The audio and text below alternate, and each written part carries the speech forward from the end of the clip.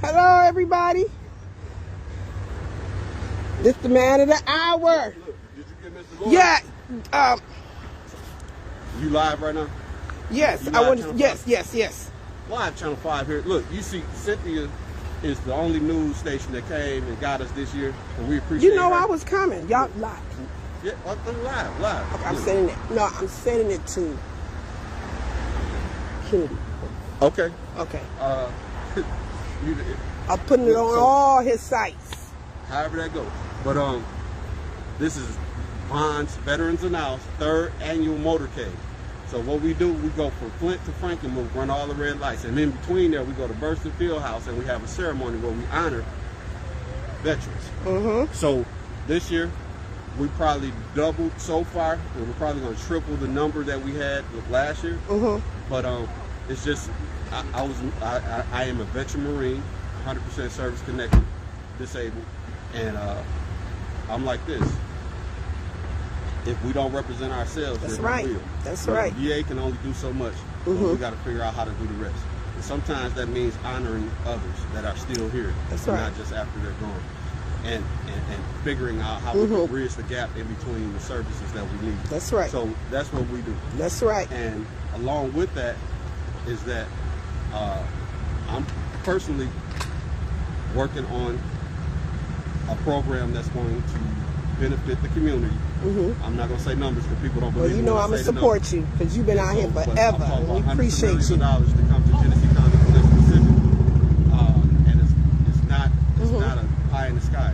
You know, the VA budget is over $300 billion annually. That's right. I was just sent some information from somebody from a presidential cabinet, past presidential cabinet. I'm not going to name which one. Don't name because this time it's serious. $60 billion opportunities that are out there. So that's right. I'm saying, regardless of what you think about me, I can be the little man on the that's right. I'm still getting big information. That's right. Big things. That's and right. Flint, Michigan, the home of the middle class, the home of General Motors. That's right. The home of the sit downs. That's right. Black folks can live wherever we want to. And it's we got to take care of our veterans. Of the United States industrial age. This that's is right. the Silicon Valley of the industrial age, and Flint, Michigan. I stand on it. I'm a native. That's right. And I'm a Flint nationalist. That's right, and we love you. And this is the other thing. Now it's gonna get a little political. It get political so, because I'm on Team Kennedy camp. If we got over $4 billion we need to tell our presidents in the next three years. We got about $1 billion floating around now, about $4 billion in the next 3-4 years. So if Cynthia make $100,000 a year, she give me 90 of that. How can she run her household?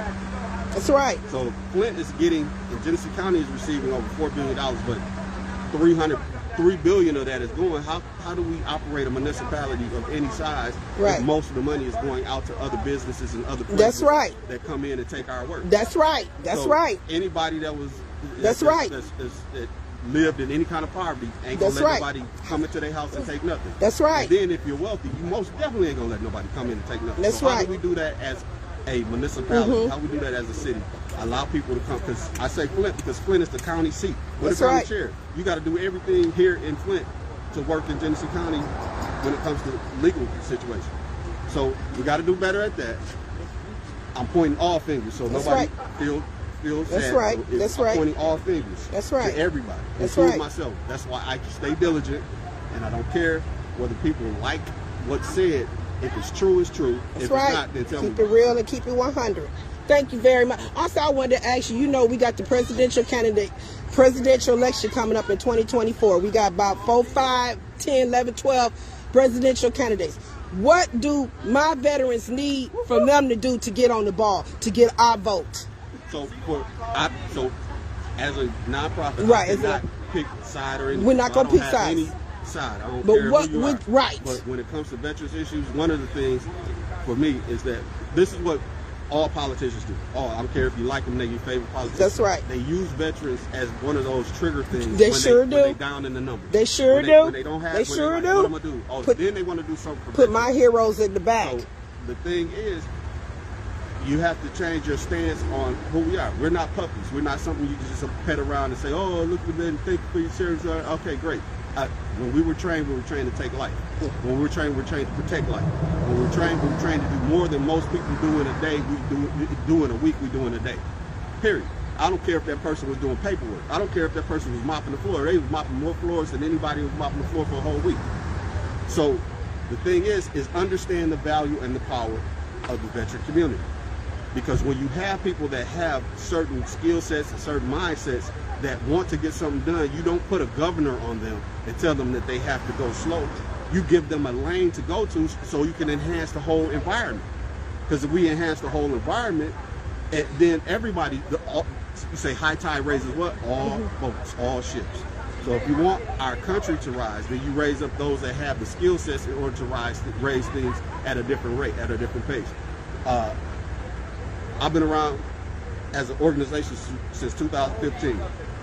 Since then, I put my hands or been involved in over yes, you have almost $300 million worth of ideas and opportunities, which those things taught me what politics really were, what the hidden hand is when it comes to how people don't want you to succeed because they want to stay in power.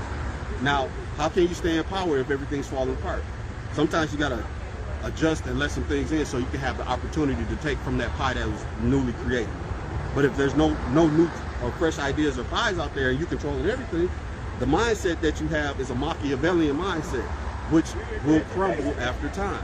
So we have to get fresh blood, fresh meat out there, and politicians have the bread and circus has to change because we're in a new era. We're changing over to a whole bunch of stuff. Sometimes we don't even know what's reality now on social media because of AI.